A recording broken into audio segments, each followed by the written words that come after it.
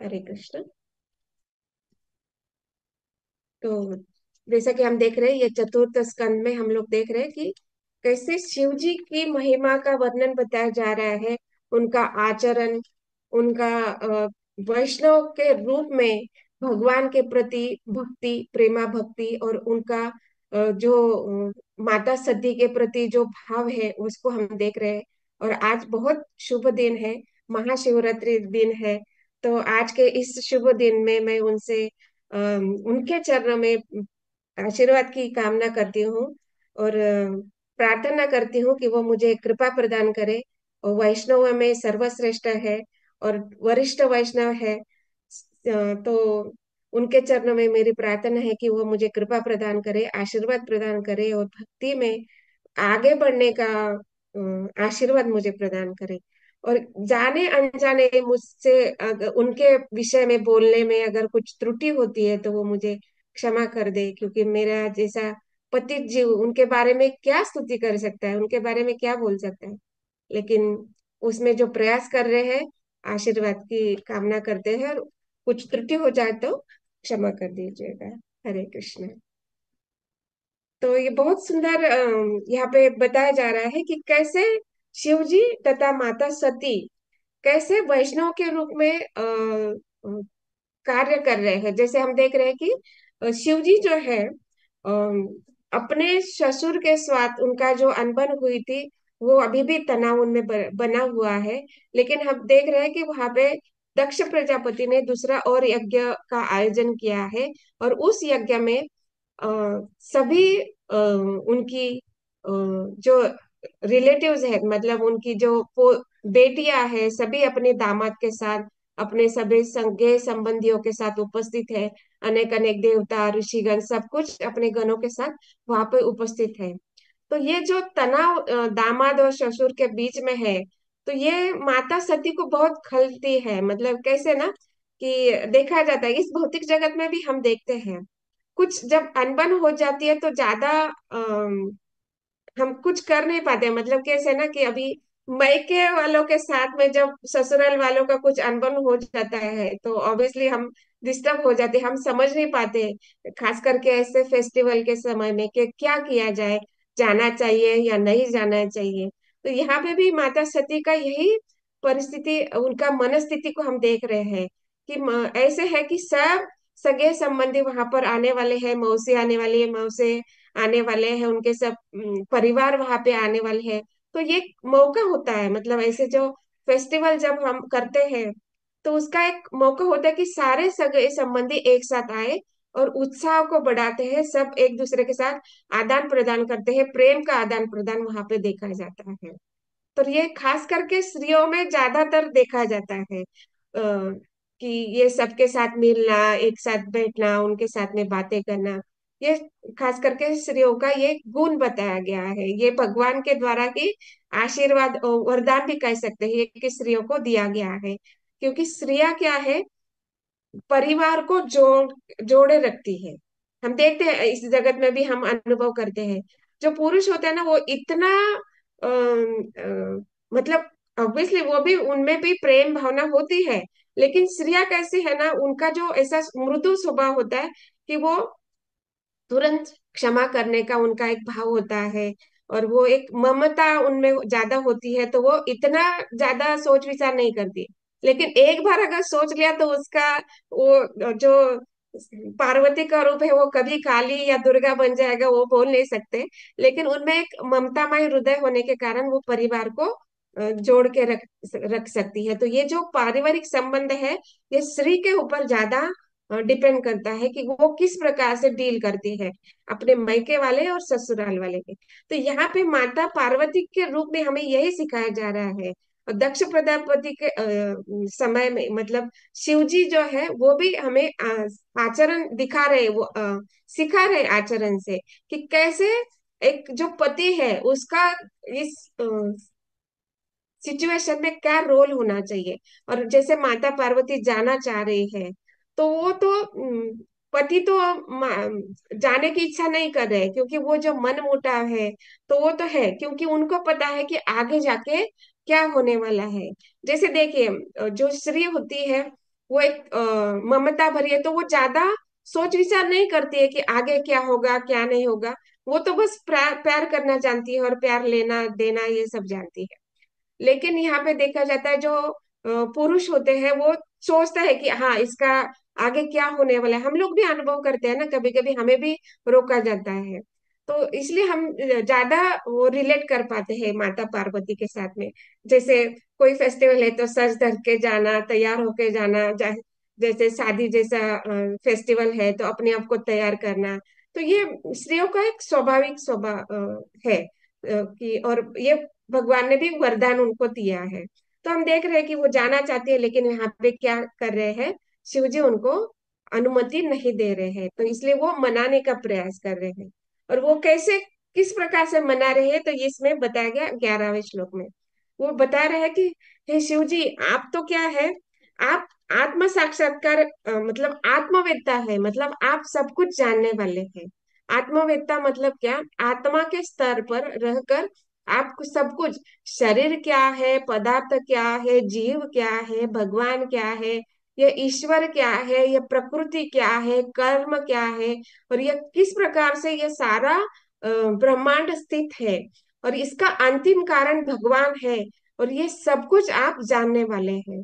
और वो आगे कह रही है, माता सती कह रही है कि मैं तो एक अज्ञानी हूँ, मैं तो ये सब ज्ञान नहीं रखती हूँ, आप तो ज्ञान सब कुछ रखते हैं। तो यहाँ पे बताया जा रहा है ना कि प्रभुपाद जी तात्पर्य में बहुत सुंदर बात बता रहे हैं कि दाक्षायणी सती यह भली भांति जानती थी कि उसके पति शिव जी भौतिक जगत की चमक दमक में जो प्रकृति के तीनों गुणों की अंतक्रिया से उत्पन्न है अधिक रुचि नहीं रखते। तो आत्मवेत्ता का यही आता है कि ये जो प्रकृति है, ये भौतिक प्रकृति कैसे बनी है, तीन गुणों के क्रिया प्रतिक्रिया से। मतलब एक क्रिया होती है तो उसका एक प्रतिक्रिया होती है। हम देखते हैं ना, हम लोगों ने देखा है कैसा स्कंद दूसरे में बताया गया कि इस सृष्टि का क्रिएशन कैसा होता है, ये सृष्टि की निर्मिति कैसी होती है। तो जैसे भगवान इच्छा करते हैं, फिर दृष्टिपात करते हैं, और दुर्गा देवी को गर्भस्थ करते हैं जीवात्मा काल कर्म के साथ। और फिर जब इस सृष्टि का निर्माण कौन करते हैं, ब्रह्मा जी यहाँ पे सृष्टि का निर्माण करते हैं। तो वहां पे क्या होता है ना, अलग अलग जो तीन गुण है, स्वभाव है, कर्म है, उसके अनुसार ये जो प्रकृति है, भौतिक प्रकृति, ये ये भौतिक प्रकृति अलग अलग जीवों को शरीर प्रदान करती है। अभी देखिए, ये जो भौतिक प्रकृति है वो आध्यात्मिक जगत में कौन है, दुर्गा देवी, राइट, ये दुर्गा देवी है। लेकिन यही दुर्गा देवी यहाँ पे शिव जी की पत्नी है। दैट मीन्स हम समझ सकते हैं कि यही दुर्गा देवी आध्यात्मिक जगत में रहती है, भगवान के साथ में रहती है, वो एज अ मेड सर्वेंट रहती है, और वो सुसुप्त अवस्था में रहती है वहां पे।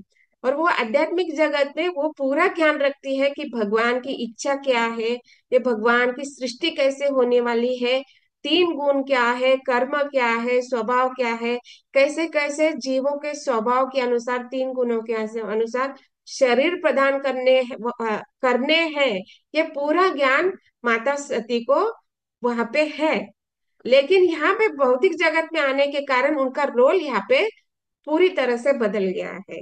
और देखते हैं हम, क्योंकि वो आध्यात्मिक जगत में पूरा ज्ञान रखते हैं, और यह वो भौतिक जगत में आके वो हमें सिखा रहे हैं कि इस जगत में आने के कारण इन तीनों के जगत तीन गुणों में हम बंधन के कारण हम अपनी जो स्वाभाविक स्थिति है उसको हम भूल जाते हैं। ये भी माता दुर्गा देवी हमें यहाँ पे बता रही है। और वो सब क्रिएशन जब ब्रह्मा जी करने वाले हैं, शरीर को प्रदान करने वाली ये माता दुर्गा देवी ही है।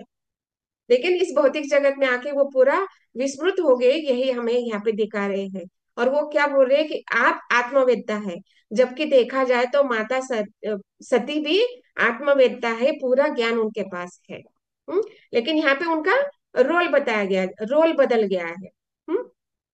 तो इसलिए यहाँ पे हम देखते हैं कि ये जो वो बात कर रहे हैं कि हमें यहाँ पे जाना चाहिए, ये वहां पे मेरे सारे सगे संबंधी, मौसी आने वाली है, मौसे आने वाले हैं, सभी बहनें आने वाली है अपने पतियों के साथ, तो मैं उनसे मिलना चाहती हूँ। लेकिन शिव जी को कैसा है, वो तो वो बता रहे हैं कि ये सारा जगत कैसे है, भौतिक गुणों के तीन गुणों से बंधे होने के कारण ये सारा क्या है, एक विकृत प्रतिबिंब है। मतलब विकृत प्रतिबिंब कैसा है कि जो भौतिक जगत में है वो आध्यात्मिक जगत में सत्य स्थिति में है। हम्म मतलब ये बिल्कुल ही उल्टा है। जैसे यहाँ पे हम देख रहे हैं कि यहाँ पे जो सगे संबंधी है, हमें किसी भी जन्म या मृत्यु या जो भी हमारे साथ में जो कष्ट आने वाले हैं उससे हमें बचा बचा नहीं पाते हैं। लेकिन आध्यात्मिक जगत में क्या है, किसी भी प्रकार का जन्म नहीं है, मृत्यु नहीं है, किसी प्रकार का कष्ट वहां पे नहीं है। इसलिए इस भौतिक जगत को क्या कहा गया है, विकृत प्रतिबिंब कहा गया है। और यहाँ पे हम देखते हैं कि ये सारा ज्ञान शिव जी को है, और वो जानते हैं कि ये सारा क्षणिक संबंध है। ये जो भी संबंध है हमारे साथ, हमारे शरीर के साथ में जो संबंधी है वो शारीरिक स्तर पर रहेंगे। जब तक शरीर है तब तक संबंध रहेंगे, उसके बाद संबंध रहने वाला है क्या, नहीं। क्योंकि यहाँ पे भागवत जैसे ग्रंथ में एक उदाहरण आता है कि जब हम इस भौतिक जगत में शरीर धारण करते हैं तो कैसे होता है, एक नदी में नदी के प्रवाह में अनेक अनेक लकड़ियां एक साथ आ जाती है। अनेक अनेक चीजें एक साथ आती है। जब वो लहरें चलती है तो किनारे में हम देखते हैं, हम बहुत सारी जगह पे बीच वगैरह में हम देखते हैं कि जब लहरें आती है तो सारी लकड़ियां, एक कचरा एक जगह में, कुछ चीजें होती है वो एक साथ आ जाती है। हम्म, और वो जब लहरें आगे दूसरी लहर आती है तो वो सारी लकड़ियां जो एक साथ जमा हो गए हैं वो पुनः बिखर जाती है। और इसी प्रकार इस भौतिक जगत में हम आते हैं, जब जीव आता है, जन्म लेता है, तो वो अपने अपने गुण स्वभाव के अनुसार वो कुछ समय के लिए वो जो सारी अनेक अनेक जीवात्माएं भी उनके साथ में रह जाती है, आ जाती है। तो हम देखते हैं कि हम जब इस भौतिक जगत में एक परिवार में जन्म लेते हैं तो हम किस माता पिता के घर में जन्म लेने वाले हैं, हमारे बहनें कौन होने वाले, हमारे भाई कौन होने वाले, हमारे दादा दादी कौन होने वाले हैं, हमारे रिलेटिव कौन होने वाले हैं, ये सारा हमारे गुण स्वभाव और कर्म के अनुसार, तीन गुणों के अनुसार ये पहले ही निश्चित हो चुका होता है। और ये उसके अनुसार ही हमें एक विशेष गर्भ में जन्म दिया जाता है। और क्योंकि क्या होता है ना कि हम जब इस सृष्टि का जब प्रलय होता है तो वो प्रलय के बाद सब कुछ नष्ट होता है, और ये जो जीवात्मा है कर्म स्वभाव के साथ साथ पुनः गर्भ कारणोदक विष्णु में चला जाता है। और सबके वहां पे कर्म गुण स्वभाव तीन गुण वहां पे स्थित हो जाते हैं, और वो पुनः जब सृष्टि होती है तो सारे कर्म गुण स्वभाव के साथ में पुनः जन्म लेते हैं। तो इसलिए हम लोग जो है वो पुनः जन्म लेते हैं, और वो उसी के अनुसार हमें अनेक अनेक शरीर प्राप्त हो जाते हैं। तो ये सारा जो हम देख रहे हैं कि कैसे ये क्षणिक शरीर हमें प्राप्त हो रहा है, ये सारे सगे संबंधी क्षणिक होते हैं। क्यों? क्योंकि ये शरीर कैसा है, अशाश्वत है, ये शाश्वत नहीं है, इसका कभी भी नाश हो सकता है। और इस शरीर में अलग अलग प्रकार के दुख हम लोग देखते हैं। जैसे चार प्रकार के दुख है और तीन प्रकार के कष्ट बताए गए थे, जन्म मृत्यु जरा व्याधि। चार प्रकार के दुख है, तीन प्रकार के कष्ट है, आदि भौतिक आदि दैविक और आध्यात्मिक। ये कष्ट हमें, ये सात प्रकार के जो पीड़ा है ये जीव को प्राप्त होने वाली है। और ये जब जीवन में ये जो सात प्रकार के जो पीड़ाएं या कष्ट आते हैं तो इसमें कोई भी सगा संबंधी हमें इससे रोक नहीं सकता है। यही ज्ञान शिव जी के पास है। जबकि देखा जाए तो यह ज्ञान माता पार्वती के भी, सती के भी पास है, लेकिन वो इस भौतिक जगत में तीन गुणों के अंदर होने के कारण हम उस वो माता सती वो भूल चुकी है उस ज्ञान को। और इस यही दिखाना चाहते हैं कि जीव जब इस भौतिक जगत में आता है तो अपनी स्वाभाविक स्थिति को पूर्ण रूप से भूल जाता है। क्योंकि बताया जाता है ना, भगवान बोल रहे हैं भगवत गीता में, क्या है, मम अंशो जीव भूत सनातन। हम्म ये जीव जो है मेरा ही अंश है, और ये सनातन काल से मेरा ही अंश है। लेकिन इस भौतिक जगत में आने के कारण वो भूल चुका है। और जैसे कि हम इसके लिए हम क्या देखते हैं, जैसे आकाश से बादलों से जब बारिश होती है, तो वो बारिश का पानी जो होता है एकदम शुद्ध होता है, राइट। लेकिन जैसे ही वो इस पृथ्वी पर आता है, तो पृथ्वी पर क्या है, मिट्टी है, गंदा पानी है, स्वच्छ पानी भी है, पत्थर भी है। तो वो जो बूंद है, बारिश की बूंद कहाँ गिरेगी, उसके अनुसार वो उसका स्वभाव बनेगा, राइट। तो जब वो बारिश की बूंद एकदम स्वच्छ स्वच्छ है, उसमें किसी प्रकार का विकार नहीं है, वो जब गंदे स्थानों में, कीचड़ में पानी मिट्टी में गिरता है, तो वो गंदा हो जाता है। तो इसको ही भौतिक जगत की क्रिया तथा प्रतिक्रिया किया कहा गया है, कि जब वो शुद्ध आत्मा इस भौतिक जगत में आता है, तो ये तीन गुण उसके साथ में आने वाले हैं। उसके साथ में मन आने वाला है, बुद्धि आने वाला है, अहंकार आने वाला है, और उसके साथ में उसका शरीर आता है। और वो शरीर के साथ ही वो रिकॉग्नाइज किया जाता है, उसका शरीर के साथ में इस भौतिक जगत में पहचान बन जाता है। किसका, ये आत्मा का। ये जो आत्मा, जैसे बारिश की बूंद आती है इस भौतिक जगह पृथ्वी पर आती है, तो वो मिट्टी में गिरती है। तो ये जब, जैसे हम देखते हैं कि कुछ जीवात्माएं हैं, वो शुद्ध सतोगुण में रहती है, कुछ जीवात्माएं होती है वो तमोगुण में रहती है, कुछ जीवात्माएं होती है वो रजोगुण में होती है। तो ये कैसा होता है ना, कि जब बारिश की बूंद आती है, मिट्टी में मिल जाता है, तो वो कैसे बन जाएगा, वो उसमें मिट्टी मिलने के कारण वो गंदा पानी बन जाता है, राइट। उसमें मिट्टी मिल जाती है, तो वो क्या बन गया है, वो तमोगुण बन गया है। कैसे, कि उसके अंदर, उस जीवात्मा के अंदर जब तमोगुण का ज्यादा प्रभाव होगा, तो वो तमोगुणी बन जाता है। तो इस प्रकार से अलग अलग स्वभाव और गुणों का वो वहां पे क्रिया और प्रतिक्रिया होता है। और उसके अनुसार ही जैसा अ, ये तीन गुण है, उसके अनुसार ही व्यक्ति आचरण करता है, जीवात्मा आचरण करता है, अनेक अनेक स्वभाव के कारण, गुणों के कारण। और देखते हैं कि जैसा अ, अभी देखिए, एक ही व्यक्ति में, एक ही दिन में हम इन तीनों गुणों को देख सकते हैं। कैसे, कि एक हम बोलते हैं कि कोई सत्वगुणी है, तमोगुणी, रजोगुणी है। लेकिन भगवत गीता के 14वें अध्याय में बताया गया कि ये जो प्रकृति के तीन गुण जो है ना, वो निरंतर स्पर्धा करते रहता है। वो क्या करता है ना, कि कभी कभी सतोगुण जो होता है, वो तमोगुण तथा रजोगुण के ऊपर प्रधान बन जाता है, वो लीड करता है सतोगुण। हम्म जब वो सतोगुण तमोगुण और रजोगुण को लीड करता है, आगे प्रधान बन जाता है, तो व्यक्ति क्या करता है, सतोगुण में कार्य करता है। कभी कभी रजोगुण प्रधान बन जाता है, तो सतोगुण तथा तमोगुण नीचे हो जाते हैं, वो उसका प्रधानता कम हो जाती है। तो रजोगुण ज्यादा बढ़ जाता है, तो वो व्यक्ति रजोगुण में काम करता है। और कभी कभी यह देखा जाता है कि ये तो तमोगुण ज्यादा प्रधानता से हो जाता है, तो सतोगुण और रजोगुण कम हो जाते हैं, तो वो व्यक्ति तमोगुण में कार्य करता है। और ये जो है, ये तीनों गुण एक ही व्यक्ति में हम देख सकते हैं, एक ही दिन में। जैसे हम सुबह ब्रह्म मुहूर्त में उठते हैं, स्नान करके जप करते हैं, भगवान का दर्शन करते हैं, तो वो व्यक्ति क्या है, उस समय कैसा होता है, वो व्यक्ति सतोगुण में है। लेकिन जैसे जैसा समय बीतते जाता है, तो जैसे जैसे अभी समय हो गया, तो हम क्या करते हैं, फिर परिवार के लिए कार्य करने लगते हैं। तो वो कैसा हो जाता है, सगे संबंधी के लिए, बच्चों के लिए टिफिन बनाना है, अपने प्रभु जी के लिए टिफिन बनाना है, उनके लिए खाना बनाना है, उनके लिए कपड़े धोना है, उनके लिए बर्तन साफ सफाई करना है। तो ये जब कार्य करते हैं, तो ये कैसा हो जाता है, वो रजोगुण हो जाता है।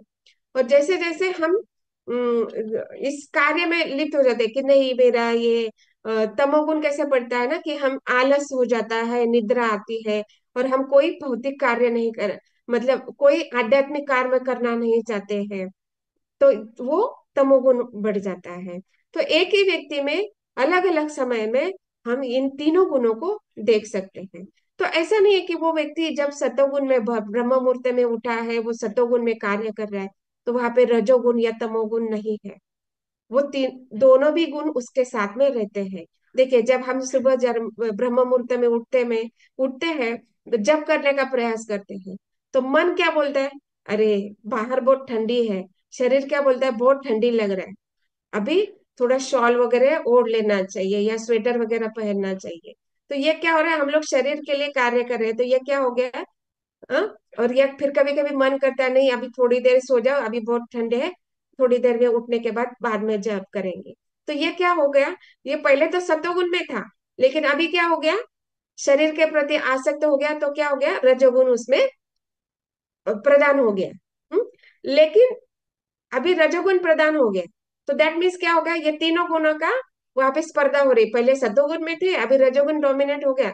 अभी देखिए, अभी बहुत ठंडी है, बहुत, अभी शॉल वॉल ओढ़ लिया है, जप कर रहे हैं, लेकिन अभी शरीर में क्या हो गया, गर्मी हो गई, मतलब क्या है, एक सुखद अवस्था में आ गए, सुखद पोजिशन में आ गए।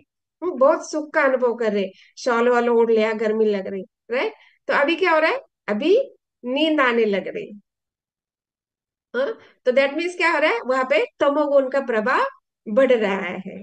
तो मतलब हम उठे हैं ब्रह्म मुहूर्त में, जब कर रहे हैं, ये सतोगुण है, लेकिन अनुभव कर रहे हैं कि ठंडी हो रही है, तो हम लोग शाल स्वेटर वगैरह ले लेते हैं, तो वहां पे रजोगुण बढ़ जाता है। और जब रजोगुण के टाइम में हम जब अम, सुख का अनुभव करते हैं, तो हम क्या करते हैं, नींद आने लगती है, तो तमोगुण बढ़ जाता है। मतलब एक ही समय में एक ही व्यक्ति के ये तीन गुण एक ही टाइम में हम देख सकते हैं। तो उसी प्रकार ये जो गुण है, ये हम खाते पीते सोते काम करते, हर का जगह पे, हर समय में हम इसका अनुभव कर सकते हैं।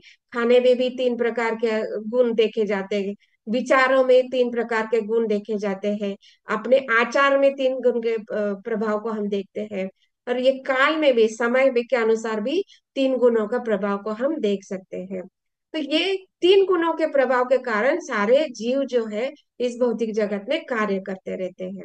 और ये पूरा ज्ञान जिसको है उसको ही आत्मविद्या कहा गया है। और यहाँ पे बता, माता सती कह रही कि आप तो आत्मविद्या है, आप सब कुछ जानने वाले हैं। तो ये जो ज्ञान जिसके पास है वो आत्मवेत्ता है, और जिसके पास इसका ज्ञान नहीं है वो क्या करते हैं, वो अज्ञानी कहा जाता है। और ऐसे व्यक्ति जिसके पास ये ज्ञान नहीं है, वो क्या हो जाता है, मोहित हो जाता है, मोह हो जाता है उसको। तो जैसे यहाँ पे माता पार्वती अपने रिश्तेदार संगे संबंधी के तरफ वो मोहित हो गई है। वो क्योंकि वो वास्तविक स्थिति को भूल चुकी है, वो अपना कार्य जो करती है, आध्यात्मिक जगत में जो कार्य करती है, उसको भी वो पूर्ण रूप से भूल चुकी है, इसलिए कहा गया कि वो मोहित हो गए हैं। और जो आत्मवेत्ता स्तर पर स्थित है, वो कभी भी मोहित नहीं होता है। हाँ, यह यहाँ पे बताया जाता है, वो जो आत्मवेत्ता के स्तर पर जब जीव व्यक्ति आ जाता है, तो वो शुद्ध सतोगुण में स्थित होता है। दैट मीन्स इस भौतिक जगत में रहकर भी वो आध्यात्मिक जगत में रहकर कार्य करता है।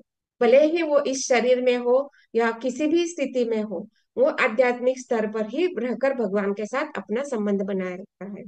लेकिन जब जीव मोहित हो जाता है अज्ञान के कारण, अविद्या के कारण, तो वो क्या करता है, अलग अलग गलत कार्य करता है।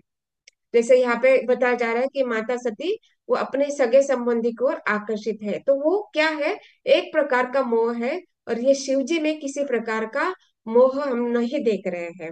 तो जैसे हम देख रहे हैं ना कि यहाँ पे कैसे मोह के कारण, देखिए अभी भगवत सॉरी भागवतम के पहले स्कंद में पहला ही श्लोक में बताया गया है कि ये जो तीन गुणों की प्रक्रिया द्वारा इस भौतिक जगत में जो भी जीव आते हैं वो क्या हो जाते हैं, मोहित होते हैं।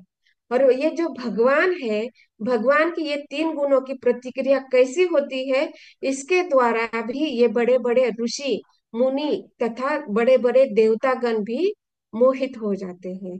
तो इसके लिए बहुत बड़ा उदाहरण दिया गया है ब्रह्मा जी का। और शिव जी का भी एक उदाहरण आता है, हम उसको देखेंगे।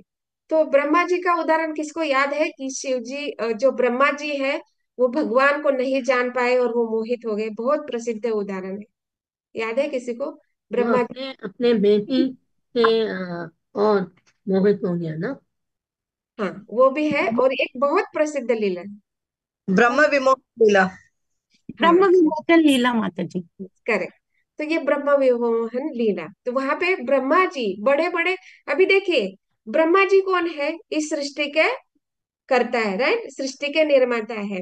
और वो ब्रह्मा जी ने क्या किया है, सबसे पहले दिन में, जिस दिन उनका जन्म हुआ, उसी दिन उन्होंने वैकुंठ का, साक्षात भगवान का दर्शन किया है। गोलोक क्या है, गोलोक वृंदावन क्या है, 14 भुवन क्या है, कैसे कैसे जीव वहां पे रहने वाले हैं, कैसे कैसे आध्यात्मिक जगत में भगवान की शक्तियां हैं, तीनों शक्तियों को उन्होंने देखा है। पूरा वैकुंठ का दर्शन भगवान ब्रह्मा जी ने भगवान का जो वैकुंठ है उसका दर्शन किया है, पूरा ज्ञान रखते हैं, राइट। और उस ज्ञान के आधार पर ही उन्होंने इस ब्रह्मांड की सृष्टि की है। और ये ज्ञान किस कैसे है, भगवान ने उनको हृदय में प्रदान किया है। और वही भगवान, वही ब्रह्मा जी भगवान की लीलाओं द्वारा, जब भगवान इस भौतिक जगत में आकर लीलाएं करते हैं, तभी वही ब्रह्मा जी मोहित हो जाते हैं। हाँ? तो ये कैसे लीला है, तो क्या उनके पास वो ज्ञान नहीं है, भगवान कौन है क्या है, वो सब ज्ञान है ना।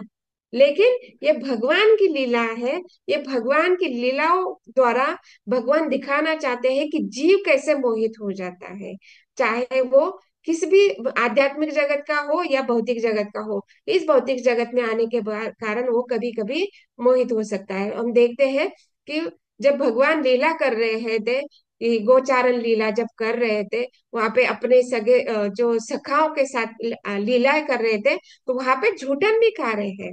तो ब्रह्मा जी मोहित हो जाते, तो कैसे ये भगवान हो सकता है, ये छोटा शिशु कैसे भगवान हो सकता है, जो जो साधारण गोप बाल है उनका जूठन खा रहा है। तो ये कैसे भगवान हो सकते हैं। तो यहाँ पे बताया जाता है कि ये जो लीला हुई है, तो सॉरी, ब्रह्मा जी तो पूरे ज्ञानी है, विद्वान है। उनके चारों मुख से, जिस व्यक्ति के चारों मुख से वेद निकलते हैं, भगवान की स्तुति निकलती है, वो कभी मोहित हो सकता है क्या? नहीं। ये भगवान की इच्छा है कि वहां पे वो मोहित हो जाए, जिससे वो लीला हो जाए। इसलिए यहाँ पे, और माता जी ने बताया ना कि अपनी बेटी के ऊपर भी वो मोहित हो गए थे। तो ये भी उनका एक लीला है। ये सिखाना चाहते हैं कि जीव कभी भी, कभी इस भौतिक जगत में आने के कारण, तीन गुणों की संगति के कारण मोहित हो सकता है। और बड़े बड़े ऋषि मुनि भी मोहित हो जाते हैं, यहाँ तक ब्रह्मा जी भी मोहित हो गए थे। और शिव जी का भी प्रसिद्ध उदाहरण आता है कि जब समुद्र मंथन हो रहा था, तो भगवान ने मोहिनी रूप धारण किया था। तो जब मोहिनी रूप धारण किया था, तो उस मोहिनी रूप पर शिव जी आकर्षित हो गए थे, और शिव जी उनके पीछे भाग रहे थे उनको प्राप्त करने के लिए। तो ये देखते हैं कि ये जो बड़े बड़े ऋषि मुनि भी, देवता भी भगवान के ऊपर मोहित हो जाते हैं। क्यों? क्योंकि भगवान यहाँ पे दिखाना चाहते हैं कि ये भौतिक जगत कैसा है, जीवों के रहने के लिए योग्य नहीं है। आप इन लीलाओं को द्वारा समझिए कि ये जीव कैसे फंसता जाता है। मोह के कारण, तीन गुणों के कारण वो कर्म करता है, और वो जन्म मरण का जो चक्र है उसके बंधन में और भी फंसता जाता है। और भगवान लीलाओं द्वारा ये बताना चाहते हैं कि कैसे आपको तीन गुणों से परे होना है, तीन गुणों से ऊपर जाना है, शुद्ध सतोगुण में आना है। और तभी आप इस भौतिक प्रकृति के ये जो तीन गुण है उसको लांग कर मेरे भगवत धाम में आ सकते हो। इसलिए सारी ये लीलाएं यहाँ पे हम देखते हैं।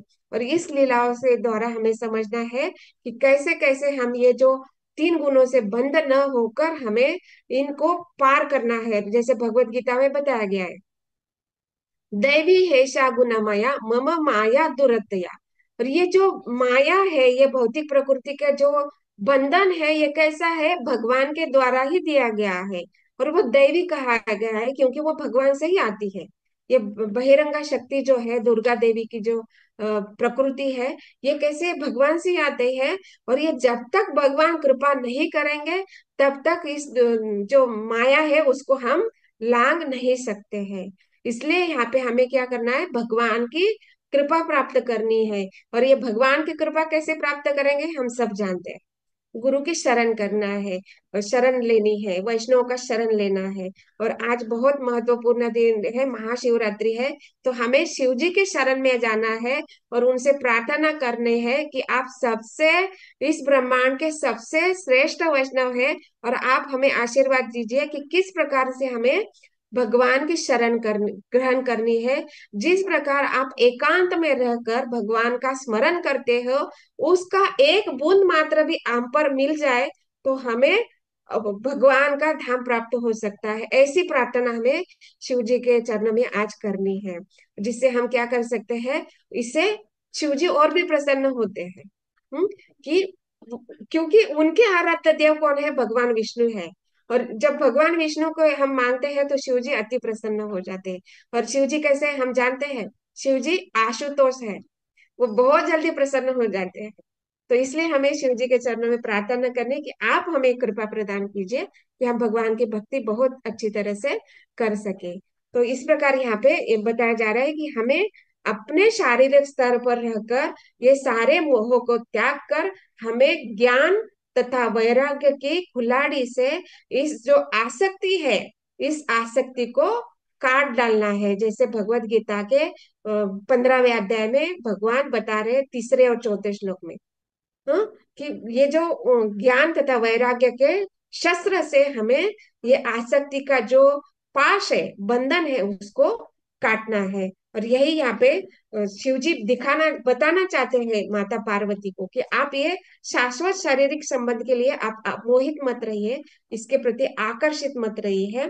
और इसके लिए आप मोह से, 3 गुणों से परे जाकर ही कार्य करना है। इसलिए यहाँ पे शिव जी वो यज्ञ में जाना नहीं चाहते थे, क्योंकि ये एक प्रकार का बंधन ही है।